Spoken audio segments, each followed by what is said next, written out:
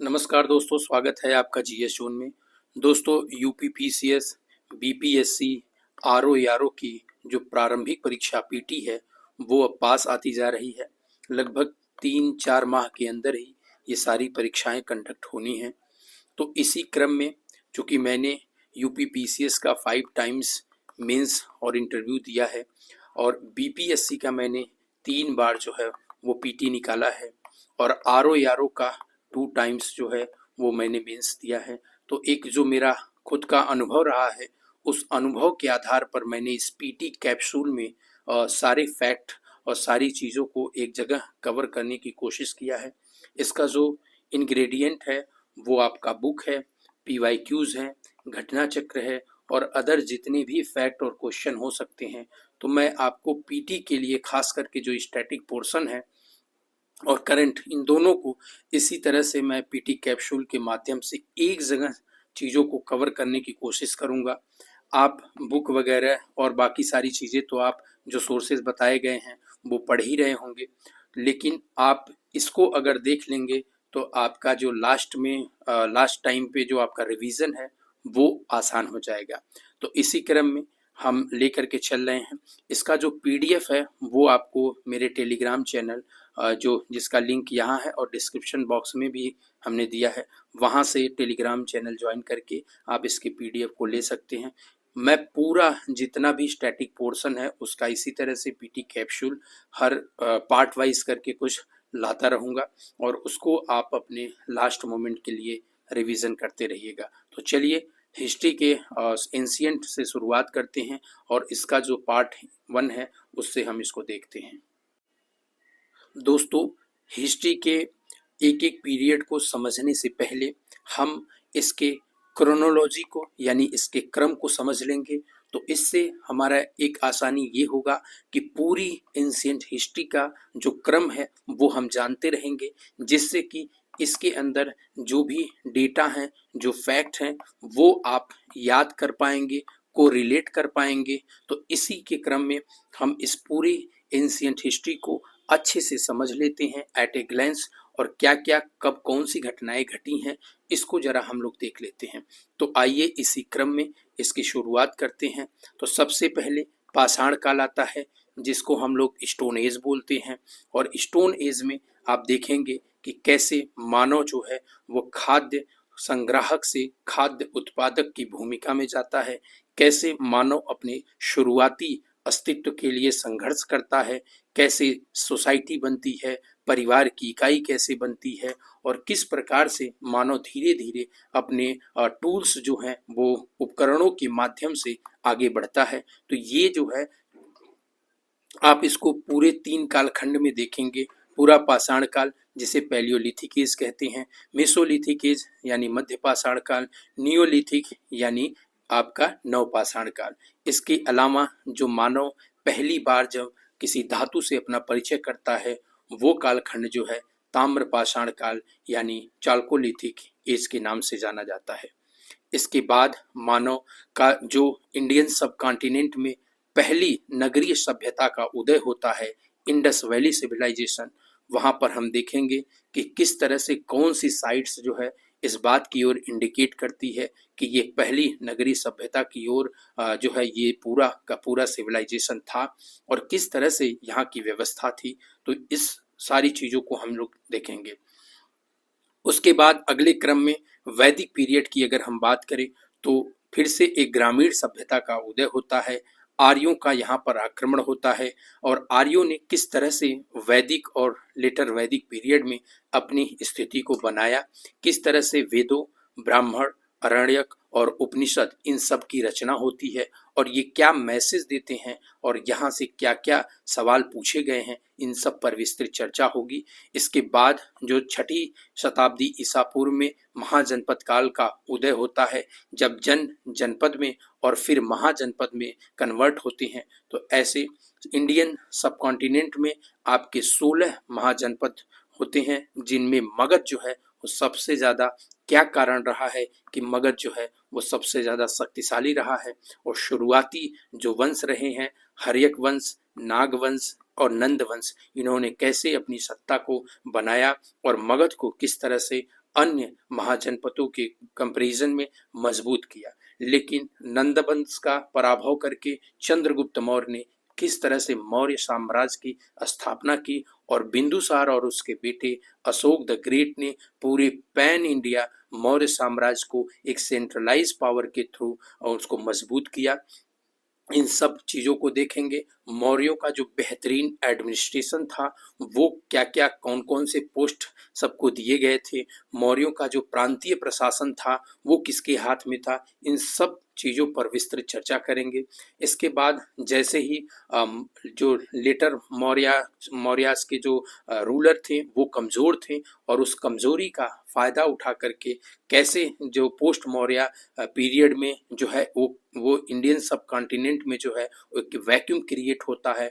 न केवल देशी शासक शुंग, कण्व, सातवाहन और चेदी जैसे साम्राज्य अपने आप को स्वतंत्र करते हैं, बल्कि जो फॉरेनर रूलर थे उन्होंने भी इंडिया में स्थान किया, जिनमें इंडो ग्रीक, शक, पहलव और कुषाण ने अच्छा खासा समय तक जो है इंडिया पर शासन किया। तो यहाँ पर कुषाणों की जो नीति थी, ये लोग क्या नई जो है सांस्कृतिक चीज़ें, व्यापार और वाणिज्य को क्या इस समय जो है बढ़ावा मिला, कैसे इनका जो धर्म और संस्कृति में मिश्रण हुआ, कैसे इन्होंने अपने आप को इंडिया में घुलाया, तो इस चीज़ को पूरा हम देखेंगे। ठीक है, अगली बार चलते हैं तो गुप्तास पीरियड में चलते हैं। गुप्तों ने फिर से एक बार मौर्यों की तरह सेंट्रलाइज पावर बनाने की कोशिश किया, जिसमें चंद्रगुप्त, समुद्रगुप्त और चंद्रगुप्त द्वितीय यानी विक्रमादित्य ने दक्षिण तक जो है अपने विजय अभियान जारी किए और इस क्या क्या कूटनीति अपनाई गई है। लेकिन यहाँ पर आप देखेंगे कि सामंतों का उदय हो चुका है और सामंत कहीं ना कहीं सेंट्रलाइज पावर को कमज़ोर करने की कोशिश करते हैं। और दूसरी जो सबसे बड़ी बात थी, यहाँ पर लगातार जो है बाहरी आक्रमण, शक और जो आपके हुण हैं वो लगातार आक्रमण करते हैं, जिससे कि कुमार गुप्त और स्कंद गुप्त किस तरह से उसे गुप्ता डायनेस्टी को प्रोटेक्ट करते हैं। बाद में चल करके पोस्ट गुप्ता पीरियड आता है, जिसे गुप्तोत्तर काल कहते हैं। इस समय हर्ष ने पूरे उत्तर भारत को एक बार बांधने की कोशिश किया, लेकिन इसके दक्षिण अभियान को नर्मदा नदी के किनारे जो है वो पुलकेशिन द्वितीय ने किस तरह से रोक दिया। 8वीं शताब्दी से लेकर 11वीं शताब्दी तक किस तरह से मगध का स्थान जो है वो अब कन्नौज ने ले लिया है, जो सामरिक, राजनीतिक और अन्य प्रकार की वाणिज्यिक जो सेंटर है वो कन्नौज अब हो चुका है। और इसके लिए प्रतिहार, पाल और राष्ट्रकूट एक लंबे समय तक संघर्ष करते हैं। तो इन सब चीज़ों को, हिस्ट्री का जो ये क्रम है, इसे आप बिल्कुल याद रखिएगा। कभी कभी तो यहीं से सवाल आयोग उठा के पूछ देता है, जैसे 2023 में ये सवाल पूछा गया था, इंडो ग्रीक, शक और कुषाणों का जो क्रम है वही पूछ दिया गया था। तो खास करके ये क्रम आप लोग याद रखिएगा। ठीक है, तो चलिए सब अब शुरुआत करते हैं स्टोन एज से। दोस्तों, पूरा पाषाण काल यानी पैलियोलिथिक एज, स्टोन एज में 3 एज हैं। ठीक है, पैलियोलिथिक, मेसोलिथिक एंड माइक्रोलिथिक। इसमें पूरा पाषाण काल जो है वो सबसे पहले आता है।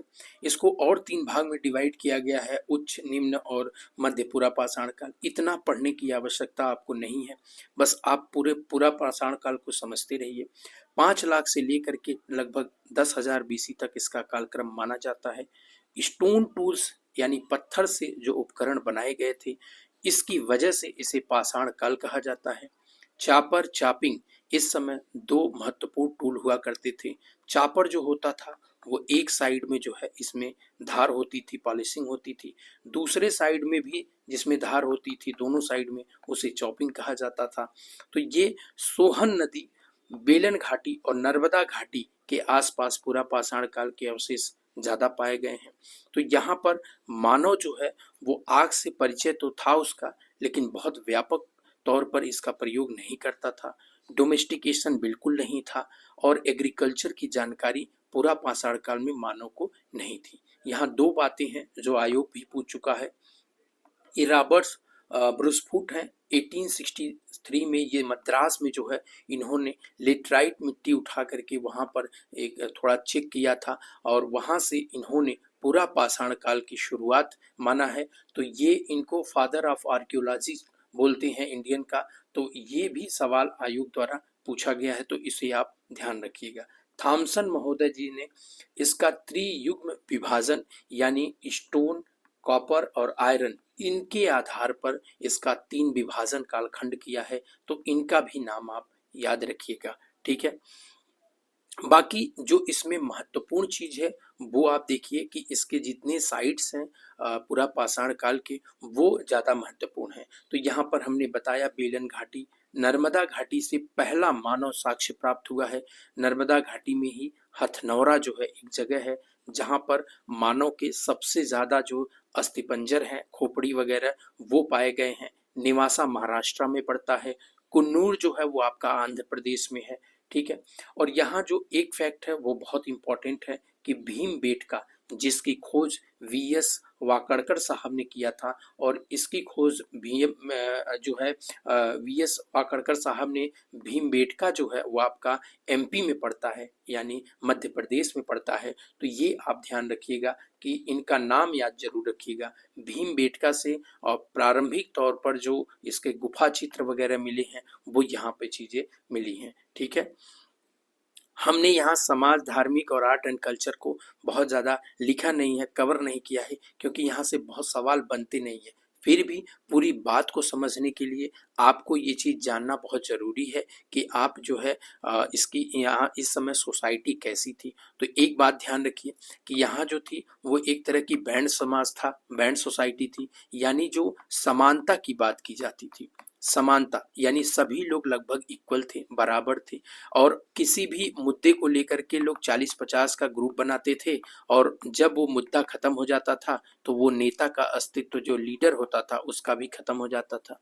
यानी यहाँ पर किसी भी प्रकार का कोई पॉलिटिकल स्ट्रक्चर आपको नहीं दिखाई देगा, क्योंकि यहाँ मानव अभी उतना स्टेबल नहीं हो चुका है, ठीक है। अगर बात आप महिलाओं की करें तो महिलाओं की स्थिति जो है वो सही थी, पावरफुल थी, क्योंकि ये जो है अभी खाद्य संग्रह से जुड़ी हुई थी। पुरुष जो है बाहर से खाद्य चीजें लाता था और उसको ये फूड प्रोसेसिंग करके लंबे समय तक रखती थी, इसलिए इनका जो सहभागिता था वो ठीक ठाक था, इसलिए इनको बराबरी। आज भी आप देखिए तो जो भी आपकी जो ट्राइबल कम्युनिटी है वहाँ पर जो महिलाएं हैं वो अभी पुरुषों के समान अपने अधिकार रखती हैं, ठीक है। और इसमें पॉलीगेमी वगैरह भी प्रचलन में था, मतलब बहुविवाह प्रथा भी प्रचलन में थी, ठीक है। धार्मिक अगर बहुत ज़्यादा धर्म के बारे में तो इस समय साक्ष्य नहीं प्राप्त हुए हैं। फिर भी अगर आप भीमबेटका की गुफाओं में देखेंगे तो कुछ चित्रकारी जो है वो दिखाई गई है, और यहाँ पर खास करके तत्व चिंतन या आध्यात्मिक चिंतन की तरफ लोग ज्यादा थे। किसी प्रकार का विशेषकर आडंबर नहीं था, किसी मानव पूजा नहीं की जाती थी, किसी मतलब इनका कोई ऐसा आइडल डिवोटी नहीं था कि जिसकी ये पूजा करते हो, ठीक है। आर्ट एंड कल्चर में यही भीमबेटका की कुछ गुफाओं से चित्र वगैरह, जैसे एक गर्भवती स्त्री का चित्र प्राप्त हुआ है, शिकार करते हुए, खाद्य संग्रह करते हुए, ऐसे दिखाए गए हैं। तो आप इसको ध्यान रखिएगा, ठीक है। तो ये आपका पैलियोलिथिक पूरा पाषाण काल था। अब मध्य पाषाण काल की तरफ बढ़ते हैं। मध्य पाषाण काल की जो है उसको फलक संस्कृति के नाम से भी जाना जाता है, क्योंकि यहाँ पर जो पत्थर थे वो फलक यानी ऊपरी हिस्से वाले जो थे ना, उनका उपयोग ज्यादा, यानी जो आप देखते होंगे कि एक पपड़ी टाइप का जो ऊपर से पड़ जाता है ना, पतले पतले पत्थरों का यूज होना ज्यादा, पॉलिश टूल का यहाँ पर यूज होना शुरू हो गया था, और फलकों की अधिकता के कारण इसे मध्य पाषाण काल, सी एल कराइकल महोदय ने इसे मध्य पाषाणिक काल यानी मेसोलिथिक नामकरण किया था। तो ये आप ध्यान रखिएगा, ठीक है। डोमेस्टिकेशन पूरी तरह से नहीं है, लेकिन हाँ, परिवार नाम की एक छोटी सी इकाई का जो है वहां पर अब जन्म होने लगा है। बूढ़े लोग जो होते थे वो अब घर पे रहने लगे थे, और जो बाकी लोग होते थे, यंग लोग, वो शिकार वगैरह पे जाते थे। तो कहीं ना कहीं यहाँ पर एक हल्का फुल्का जो है परिवार, लेकिन सुदृढ़ रूप में अभी भी विकास नहीं हुआ था। अस्थाई जीवन का कहीं कोई विकास नहीं हुआ था, ठीक है। कुछ ऐसे प्लेसेस सराय नाहर और दमदमा में ऐसे मिले हैं कि अस्थाई जीवन का है, लेकिन मोटे तौर पर अस्थाई जीवन का अभी भी निवास नहीं है, ठीक है। और यहाँ पर एग्रीकल्चर अभी भी स्पष्ट रूप से एग्रीकल्चर नहीं किया जा रहा है। जो अगर जंगल में कोई चीज उत्पादित हो जा रही है तो उसी का ये लोग सेवन करते थे, ठीक है। लेकिन इससे जो सवाल है, जो एरिया है जहाँ से आयोग सवाल पूछता है, वो साइट्स को लेकर के पूछता है, स्थल को लेकर के। तो आप देखिए बेलन घाटी जो है वो मध्य पाषाण कालिक के बहुत सारे ऐसे स्थल रखती है, जिसमें लेखैया, जहाँ मैक्सिमम मानव नर कंकाल प्राप्त हुए हैं, ठीक है, बोगई खोर, मदहा, और यहाँ पे भी जो है मानव के अवशेष प्राप्त हुए हैं। सराय नाहर राय जो है वो आपका बेलन घाटी जो मिर्जापुर के आसपास सोनभद्र के है, वहां पर बोन आभूषण प्राप्त हुए हैं। एक मात्र देवी की जो है वो एक मूर्ति प्राप्त हुई है बोन की, वो भी आप ध्यान रखिएगा। दमदमा 2016 में ये सवाल पूछा जा चुका है। युग्म समाधान यहाँ से प्राप्त हुआ है, यानी एक ही कब्र में कई जो है शव को दफनाया गया है, तो वो आप ध्यान रखिएगा, ठीक है। चोपनी मांडो यहाँ का एक फेमस जगह था। चिरान जो है वो बिहार में है, यहाँ पर भी मध्यकालीन जो पाषाणिक मध्य पाषाण काल का जो टूल्स है और मध्य पाषाण काल के जो अवशेष हैं वो प्राप्त हुए हैं। और यहाँ लंघनाथ जो है वो गुजरात में है। लंघनाथ से जो है ऐसा माना जाता है कि इन मध्य पाषाण काल के लोगों का जो संबंध है वो जो है ताम्र पाषाणिक संस्कृति और हड़प्पा संस्कृति से भी था, ठीक है। तो ये अपने आप में इम्पोर्टेंट है। तो साइट कभी कभी पूछ देता है कि ये कहाँ है। बागोर और आदमगढ़ कई बार इसे पूछा गया है। बागोर आपका राजस्थान में है और आदमगढ़ जो है वो आपका एमपी में पड़ता है, मध्य प्रदेश में। यहाँ शुरुआती पशुपालन के साक्ष्य प्राप्त हुए हैं, ठीक है। तो ये जो मध्य पाषाणिक स्थल हैं बागोर और आदमगढ़, इनको आप अच्छे से याद करिएगा। बात करते हैं यहाँ की सोसाइटी की। तो सोसाइटी में अभी भी बहुत उस तरह से हमने बताया कि परिवार नाम की इकाई है लेकिन स्पष्ट नहीं है, ठीक है। मृतकों को दफनाया जाता है, उनको सम्मान के साथ यहाँ दफनाया जा रहा है। ये इस बात को इंगित करता है कि मृत्यु के बाद जीवन है, इस चीज को ये लोग समझ रहे थे, ठीक है। तो ये आप देखिएगा। और आप धार्मिक अभी भी तत्व चिंतन पर ज्यादा से ज्यादा फोकस किया गया है, ठीक है। और जो है अध्यात्म की तरफ ज्यादा फोकस किया गया है। किसी भी प्रकार का कोई मूर्ति पूजा वगैरह बहुत ज्यादा साक्ष्य नहीं प्राप्त हुए हैं, ठीक है। तो याद रखिए आर्ट एंड कल्चर पूरा अभी भी उस तरह से विकसित नहीं है। जैसे कला आभूषण, रेखा चित्र वगैरह कुछ मिले हैं। चंद्रावती एक जगह है राजस्थान, वहां से कुछ मिला हुआ है रेखा चित्र। सोहागीपुर जो आपका यहाँ पड़ता है बेलन घाटी मिर्जापुर में, वहां से भी गुफा चित्र प्राप्त हुए हैं। बाकी भीमबेटका जो है वो मध्यकालीन मध्य पाषाण काल के भी कुछ अवशेष प्राप्त हुए हैं, जैसे किसी प्रकार का दृश्य दिखाया गया है, खाद्य संग्रह करते हुए दिखाया गया है। तो ये आप ध्यान रखिएगा। बाकी मध्य पाषाण काल यहीं तक था। अब नव पाषाण काल की तरफ देखते हैं। दोस्तों नव पाषाण काल को जॉन लुबाक महोदय ने इसे एक रिवॉल्यूशनरी एरा बोला है, क्योंकि यहाँ पर मानव जो है वो एग्रीकल्चर से अपना परिचय कर चुका था। अब मानव खाद्य संग्राहक से खाद्य उत्पादक की भूमिका में चला गया था, यानी वो गेहूं, चावल, मोटे अनाज और जौ की पहली फसल थी जौ, ठीक है, बार्ली जिसे बोलते हैं, वो पहली फसल थी जो मानव उगाया था। ये भी सवाल पूछा गया है, तो ये आप याद रखिएगा। स्टोन के जो उपकरण हैं वो काफी ज्यादा अब पालिश हो गए हैं और जो डोमेस्टिक एनिमल हैं वो पाले जाने लगे हैं। आपका इसका साक्ष्य मेहरगढ़ वगैरह में आपको साफ साफ मिलेगा, बागोर में भी मिलेगा। कम्युनिटी यानी समुदाय का यहाँ जन्म हो चुका है और मिट्टी के बर्तन अब बनाए जाने लगे हैं और पहिए का आविष्कार यानी चाक का जो है वो भी अब आविष्कार हो चुका है, ठीक है। यहाँ मिट्टी के बर्तन बनाए गए हैं। तो ये आप ध्यान रखिएगा कि अब इसके जो मेन साइट्स हैं वो आप ध्यान रखिए कि बुर्जहोम और गुफक कराल, ये दो महत्वपूर्ण स्थल जम्मू और कश्मीर में है। ये जो है मानव समाधान यहाँ प्राप्त हुए हैं। एनिमल यानी डॉग, कुत्ते वगैरह भी इनके साथ दफनाए गए हैं। ये इस बात की ओर इंगित करते हैं कि जो मानव का लगाव है वो पशु पक्षियों के साथ अब होने लगा था। और दूसरी बात ये कि बुर्जहोम और गुफक कराल से गर्द आवास भी प्राप्त हुए हैं, यानी अस्थाई जीवन जो है मानव अब जीने लगा है, एक जगह मकान बनाने लगा है, ठीक है। और मेहरगढ़ से जो प्राचीनतम आपके मेहरगढ़ जो वहाँ पड़ता है पाकिस्तान में पश्चिमी पंजाब के आसपास, तो वहाँ आप देखेंगे तो पहले जो है वो कृषि के साक्ष्य जो है, पहला कृषि का साक्ष्य वो मेहरगढ़ से ही प्राप्त हुआ है। लहुरा देव और कुलडीहवा दो महत्वपूर्ण स्थल हैं, यहाँ चावल के साक्ष्य प्राप्त हुए हैं। ठीक है, लहुरा देव आपका जो संत कबीर नगर हमारा डिस्ट्रिक्ट है, हमारी प्रारंभिक परीक्षा यहीं से हुई है, तो ये लहुरा देव से जो है आपके जो है चावल भूसी के जो साक्ष्य हैं वो प्राप्त हुआ है। कोल्डिहवा आपका प्रयागराज में है, यहाँ पे भी चावल के साक्ष्य प्राप्त हुए हैं। अगर लहुरा देव ऑप्शन में नहीं है तो आप कोल्डिहवा की तरफ जाइएगा। ठीक है, संगन कल्लू कर्नाटक में एक ऐसी जगह है जहाँ एस ऑफ माउंट यानी राख का टीला बोला जाता है। ये दक्षिण में ये नवपाषाणिक काली के स्थल हैं, तो इनको आप याद रखिएगा। ठीक है, बात करें सोसाइटी की इस समय, तो एक बात है कि यहाँ पर जो आपका परिवार नाम की इकाई पूरी तरह से हो चुकी है।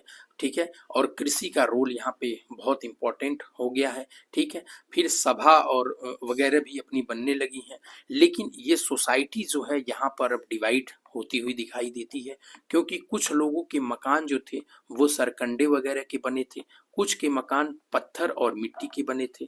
वो इस बात को इंडिकेट करते हैं कि सोसाइटी में डिवीजन अब हो चुका है। ठीक है, और यहाँ पे मुखिया जो है वो मुखिया जैसे एक जो बॉडी है वो आपको अब दिखाई देने लगेगी। तो ये सब सारी चीजें सोसाइटी में आपका हो गया था। ठीक है, दूसरी बात धार्मिक में मानो यहाँ पे तत्व चिंतन और आध्यात्मिक की तरफ तो अभी है ही, साथ में ये चूंकि एग्रीकल्चर का यहाँ रोल बढ़ता है, इसलिए प्रजनन प्रजनन जो है वो प्रजनन शक्ति के रूप में जो है वो सांड की पूजा करता है मानव। ठीक है, सांड की पूजा और प्रजनन के और उत्पादक के तौर पर ये मातृ देवी की पूजा होती है। यानी मानव अभी भी जो है धर्म में अगर देखा जाए तो वो नेचुरल तरीके से अपना पूजा पाठ कर रहा है, किसी प्रकार का विशेष कोई आडंबर नहीं है। ठीक है, आर्ट एंड कल्चर में देखा जाए तो यहाँ पे भी कुछ खास करके नहीं है।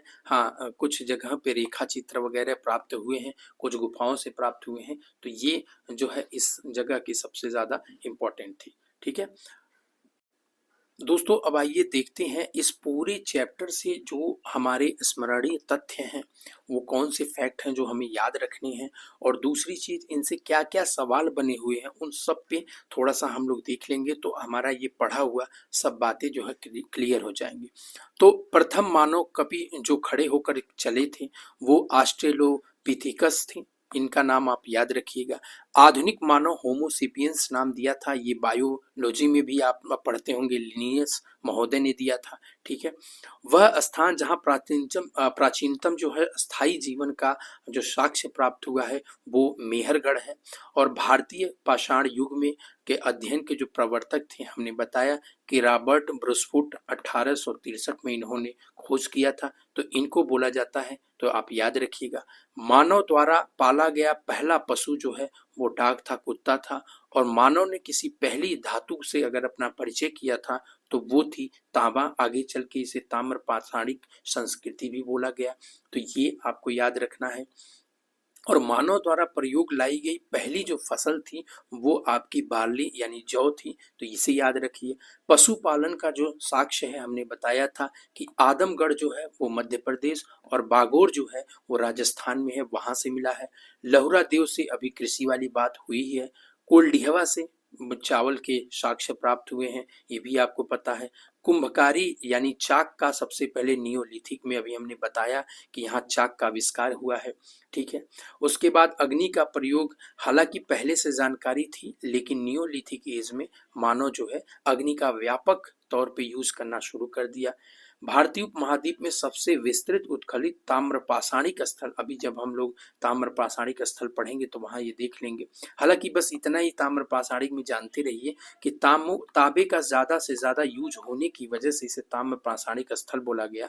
और जोरवे वगैरह कुछ संस्कृतियां थी। चलिए मैं थोड़ा सा इसमें आगे वाले चैप्टर में जब इंडस वैली सिविलाइजेशन पढ़ेंगे तो वहां थोड़ी सी इसकी हम चर्चा जरूर कर देंगे। तो वहां से नौदा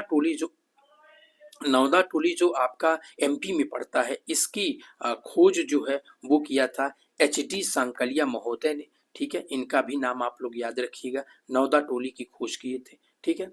और ताम्र पाषाण कालीन सभ्यता में पहली बार पकी हुई ईंट के जो साक्ष्य प्राप्त हुए हैं वो गिलुंद है राजस्थान का, इसका नाम आप याद रखिए। गिलुंद ऐसे ही पूछा जा सकता है कि गिलुंद कहाँ है भैया, तो ये है आपका राजस्थान में। जोरवे संस्कृति आप जानते हैं, जोरवे संस्कृति जो है ये पाषाण ताम्र पाषाणिक संस्कृति है। दाइमाबाद, इनाम गांव जो कि आपका महाराष्ट्र में पड़ते हैं, ये दो महत्वपूर्ण स्थल हैं जो बार बार आयोग पूछता रहता है। भारतीय पुरातत्व विभाग का जन्मदाता जिसे बोला जाता है, पुरातत्व आर्कियोलॉजिकल डिपार्टमेंट अलेक्जेंडर कनिंघम को बोला जाता है। और कर्जन ने आपको याद होगा 1904 के आसपास पुरातत्विक विभाग की स्थापना किया था लॉर्ड कर्जन ने, तो उसे भी आप याद रखिए। ताम्र पाषाणिक कालीन इनाम गांव हमने बताया महाराष्ट्र में पड़ता है। उसके बाद पहली बार गर्त आवास अभी चर्चा किया है कि बुर्जहोम और गुफकराल में है, ठीक है, ये आपके जम्मू कश्मीर में पड़ते हैं, ठीक है। सबसे पहले लोहे की खोज अतरंजी खेड़ा एटा में प्राप्त हुआ है। जब लौह युग को हम आगे पढ़ेंगे तो वहाँ देख लेंगे। और इसी के क्रम में देखिए कुछ क्वेश्चन है, यहीं पे कंप्लीट कर देते हैं। तो पहला सवाल है, विंध्य क्षेत्र में नवपाषाणिक युगीन स्थल कौन सा है, तो वो महगरा है, ये याद रखिएगा। कोपेनहेगन संग्रहालय में ये हमने अभी बताया कांस्य, लौह और पाषाण, ये तीन जो विभाजन किया गया है वो किसके द्वारा किया गया है, वो थॉमसन महोदय ने किया है, इसका नाम आप याद रखिएगा। खाद्यान्नों की कृषि तो नवपाषाण काल में हुई है। मानव द्वारा सर्वप्रथम प्रयुक्त जो जौ है वो हो चुका है। भारत में मानव का सर्वप्रथम साक्ष्य कहाँ मिला है, तो ये आपका नर्मदा घाटी, हमने हथनौरा एक जगह बताया था, वहां पर साक्ष्य प्राप्त हुए हैं। उस स्थान का नाम बताइए जो प्राचीनतम अस्थायी जीवन के प्रमाण मिले हैं, तो ये आपका मेहरगढ़ है, शुरुआती जो मेहरगढ़ से प्राप्त हुआ है, ठीक है। और यहीं पे किसी के भी साक्ष्य प्राप्त हुए हैं, तो ये आप याद रखिएगा। भारतीय उपमहाद्वीप में कृषि के प्राचीनतम साक्ष्य कहाँ से प्राप्त हुए हैं, ये लहुरा देव में, आप ध्यान रखिएगा, ठीक है। आगे देखा जाए तो भारतीय उपमहाद्वीप में कृषि के प्राचीनतम साक्ष्य जो हैं वो आपके मेहरगढ़ में, वहाँ पर मेहरगढ़ आपका हमने बताया था, ठीक है। एक पूरा स्थान पाषाण संस्कृति से लेकर हड़प्पा सभ्यता तक के सांस्कृतिक अवशेष प्राप्त हुए हैं मेहरगढ़, मेहरगढ़ जी बिल्कुल मेहरगढ़ से ही प्राप्त हुए हैं। नौदा टोली अभी हमने बताया कि HD सांकलिया महोदय ने इसकी खोज किया था। नौदा टोली जो है वो आपका MP में पड़ता है, ठीक है, मालवा वाले क्षेत्र में। बृहद पाषाण स्मारकों की पहचान की गई है, तो मृतक को दफनाए जाने के रूप में, ये सवाल जो है UPPCS में पूछा गया है। राग का टीला भी हमने बताया कि कर्नाटक में जो संगन कल्लू है उसे राग का टीला बोला जाता है, एस ऑफ माउंट। भीमबेटका अपनी शैल गुफाओं के लिए परिचित है, ठीक है। शिलाश्रय को सर्वाधिक वही भीमबेटका। कौन से चित्रकला, भीमबेटका। उत्खलित प्रमाणों के अनुसार पशुपालन का प्रारंभ हुआ है। पशुपालन का जो है हमने बताया कि मध्य पाषाण काल में जो है वो मानव जो है धीरे धीरे पशुओं को पालना शुरू कर दिया था, ठीक है। मध्य पाषाण पशुपालन के प्रमाण जहाँ से मिले हैं वो आपका आदमगढ़ है, वो आपका MP में पड़ता है, ठीक है। इसके अलावा आप देखिएगा तो हड्डी के जो उपकरण प्राप्त हुए हैं वो आपका सराय राय में मातृ देवी की मूर्ति हमने बताया। हड्डी का जो ऑर्नामेंट्स है वो आपके प्राप्त हुए हैं, जो वो आपके सराय नाहर यानी जो बेलन घाटी है वहां से प्राप्त हुए हैं, तो इसे याद रखिएगा। इसके अलावा मानव कंकाल के जो 7 कुत्ते कंकाल भी प्राप्त हुए हैं, हमने बताया कि बुर्जहोम और गुफकराल में ऐसे स्थान प्राप्त हुए हैं जो कश्मीर में है। मानव के 7 कुत्ते दफनाए, ये सवाल सही है। गर्त आवास प्राप्त हुए हैं, ये भी बुर्जहोम में हमने बता ही दिया है। पुरातत्व सर्वेक्षण विभाग ये जो है संस्कृति मंत्रालय का है, ठीक है। भीमबेटका की गुफा आपका जो है रायसेन जिला में पड़ता है, ठीक है। और ये हड्डी निर्मित आभूषण भारत के मध्य पाषाण काल के संदर्भ में कहाँ पे प्राप्त हुए हैं, तो ये आप देखिएगा यही बेलन घाटी जो हमारी है ना वहां से प्राप्त हुए हैं हड्डी के उपकरण, ठीक है। दमदमा महदा जहाँ है वहां पे। प्राचीनतम मानव प्रजाति जो है वो ऑस्ट्रेलोपिथेकस है, हमने अभी चर्चा किया था। प्रथम पूरा पाषाणिक उपकरण खोज करने वाले ब्रह्मस्फुट जो है वो हमने बताया कि भूवैज्ञानिक और पुरातत्व ये दोनों थे, यहाँ पे दोनों ऑप्शन हो जाएंगे। एक ही कब्र में 3 मानव कंकाल यानी युग्म समाधान जो है वो आपका दमदमा जो कि आपके बेलन घाटी में पड़ता है, वो ये सारे जो स्थल हैं वो यहीं के हैं। तो दमदमा से ये प्राप्त हुआ है। यूपीपीसीएस 2016 में ये सवाल पूछा है। निम्नलिखित में से किस स्थानों में मध्य पाषाण काल में पशुपालन के प्रमाण, तो हमने बताया कि बागोर जो है राजस्थान और आदमगढ़ से प्राप्त हुए हैं, एमपी का जो है। भारतीय पुरातत्व का जनक जो है अलेक्जेंडर कनिंघम हो गया सवाल।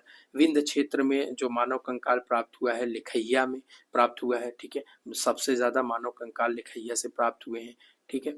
नवपाषाण युग में उपमहाद्वीप के उत्तर पश्चिम क्षेत्र में कृषि के अभ्युदय के जो प्रमाण मिले हैं वो आप जान ही रहे हैं, मेहरगढ़ जो पाकिस्तान वाली एरिया है उधर, वहां से प्राप्त हुए। तो ये टोटल आप देखिएगा, अब जाकर के कहीं भी आप इस पूरे चैप्टर को पढ़िएगा, एक भी सवाल आपका बचेगा नहीं और गलत नहीं होगा। हमने कोशिश ये किया है कि पूरी चीज़ों को एक जगह किया जाए ताकि आपको पढ़ने में भी आसानी हो और आप इसका मल्टीपल टाइम रिवीजन कर सके। तो ठीक है दोस्तों, आगे इसी तरह से इंडस वैली सिविलाइजेशन को लेकर के आएंगे। कोशिश करेंगे कि पूरी एंशिएंट को लगभग 7-8 लेक्चर में कंप्लीट कर दें और फिर मॉडर्न और मिडाइवल वगैरह भी ऐसी तरह से कंप्लीट कर देंगे। तो बने रहिए जीएस जोन के साथ और दोस्तों सब्सक्राइब करते रहिए। और अगर इसका पीडीएफ चाहिए तो दोस्तों ये आपका टेलीग्राम लिंक दिया हुआ है, यहाँ जाइएगा और वहाँ से आप इसे डाउनलोड कर लीजिएगा। तो सब्सक्राइब करते रहिए, अपने दोस्तों को शेयर करते रहिए और ढेर सारा प्यार देते रहिए